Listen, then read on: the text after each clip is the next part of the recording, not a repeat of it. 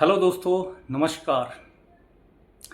दोस्तों, क्या हो अगर भारत बिना कोयले, बिना प्रदूषण 24/7 बिजली बना सके। ना सूरज पर निर्भर, ना हवा पर।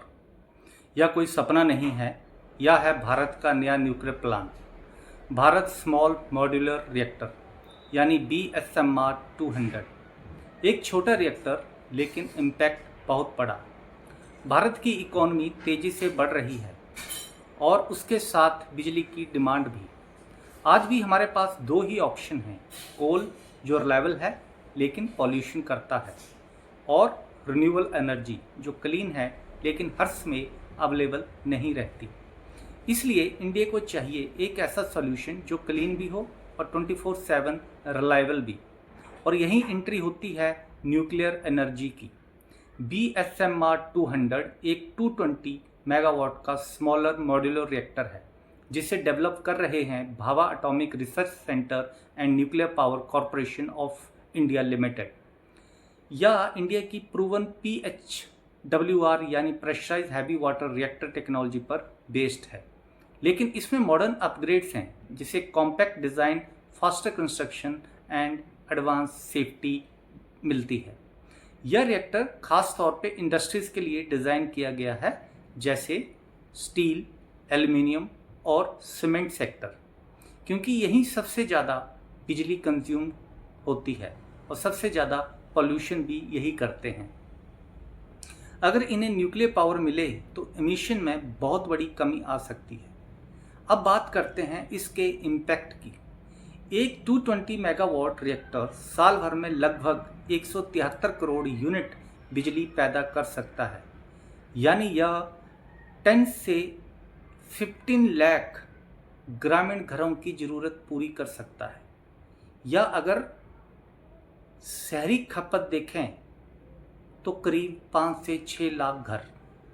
फर्स्ट फेज में यह पावर जाएगी सिर्फ इंडस्ट्रीज़ को, उसके बाद डोमेस्टिक यूज़ के लिए भी यूज़ होगी। अब सवाल आता है, यह इतनी पावर बनती कैसे है। BSMR 200 में इस्तेमाल होता है स्लाइटली इनरिच्ड यूरेनियम यानी SEW। नेचुरल यूरेनियम में करीब 0.7% U35 होता है, जबकि SU में यह मात्रा 1 से 2% U35 की मेंटेन की जाती है। इससे मिलता है ज़्यादा एनर्जी आउटपुट, कम वेस्ट और एक कॉम्पैक्ट रिएक्टर डिज़ाइन। यह फ्यूल यूरेनियम डाइऑक्साइड यानी UO2 के रूप में होता है, जिसका मेल्टिंग पॉइंट लगभग 2800 डिग्री सेल्सियस होता है। इसे छोटे छोटे पैलेट्स में बनाया जाता है। एक पैलेट का साइज करीब 1 सेंटीमीटर का होता है। इंटरेस्टिंग बात यह है कि एक पैलेट लगभग 1 टन कोल के बराबर एनर्जी दे सकता है, यानी न्यूक्लियर फ्यूल की एनर्जी डेंसिटी कोल से लाखों गुना ज़्यादा होती है।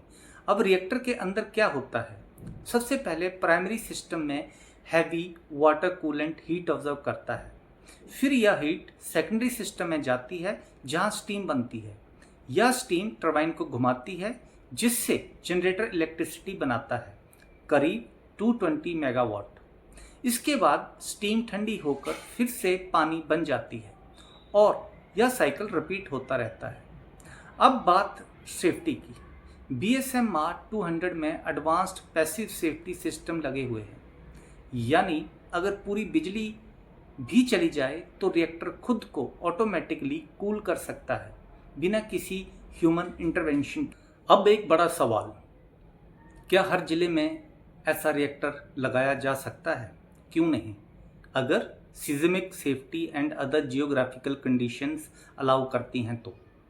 अभी इसकी इनिशियल इंस्टॉलेशन कॉस्ट ज़्यादा है, लगभग 5700 करोड़ रुपए पर प्लांट, लेकिन सरकार और एजेंसीज फोकस्ड हैं and may be in near future ये पॉसिबल हो। अभी सरकार का फोकस है टारगेटेड डिप्लॉयमेंट। सबसे पहले रिएक्टर लगाए जाएंगे एग्जिस्टिंग साइट्स पर, जैसे तारापुर एटॉमिक पावर स्टेशन। इसके अलावा इंडस्ट्रियल हब्स में और पुराने कोल प्लांट्स की जगह भी इन्हें लगाया जा सकता है। अब सबसे इंटरेस्टिंग स्ट्रेटजी आती है सेंट्रल इंडिया, जहां कोल एक्सट्रैक्शन होता है, जैसे छत्तीसगढ़, झारखंड और मध्य प्रदेश। वहीं न्यूक्लियर रिएक्टर लगाए जाएं तो एग्जिस्टिंग इंफ्रास्ट्रक्चर का पूरा फायदा मिल सकता है। और सबसे बड़ा फ़ायदा कोल ट्रांसपोर्टेशन कॉस्ट को बचाना। कोल प्लांट्स में फ्यूल को ट्रांसपोर्ट करना ही बहुत बड़ा खर्च होता है। पहले कोल को एक्सट्रैक्ट करो, रेल, रोड, स्टोरेज, सब कुछ। लेकिन न्यूक्लियर फ्यूल बहुत कम मात्रा में लगता है और लंबे समय तक चलता है। इसके अलावा रिमोट एरिया जैसे Andaman and Nicobar island, specially upcoming great Nicobar project में भी SMRs यानी smaller modular reactor stable power दे सकते हैं। और हिली रीजन में हाइड्रो प्लस न्यूक्लियर का हाइब्रिड मॉडल पावर ग्रिड को स्टेबल बना सकता है। अब बात करते हैं सरकार की प्लानिंग की। सरकार ने SMRs के लिए करीब 20,000 करोड़ रुपए अलोकेट किए हैं। फोकस है रिसर्च, मैन्युफैक्चरिंग एंड डिप्लॉयमेंट।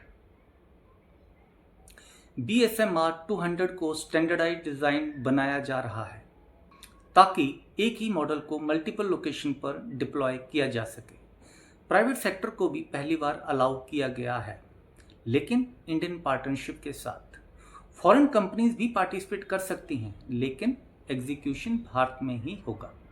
और सबसे बड़ा टारगेट, इंडिया 2047 तक 100 गीगावाट न्यूक्लियर कैपेसिटी हासिल करना चाहता है, जिसमें SMRs का बहुत बड़ा रोल होने वाला है। तो साफ है, BSMR 200 सिर्फ एक रिएक्टर नहीं है, यह है इंडिया का क्लीन एनर्जी फ्यूचर। जहां आज कोल जल रहा है, कल न्यूक्लियर एनर्जी पावर जनरेशन कर सकती है। अब सवाल आपसे, क्या न्यूक्लियर एनर्जी इंडिया का फ्यूचर है या फिर रिस्क अभी भी ज़्यादा है? कमेंट करके ज़रूर बताएं। दोस्तों, अगर ये वीडियो पसंद आए तो इसको शेयर करो, लाइक करो और चैनल को सब्सक्राइब करो। Thank you very much. जय हिंद।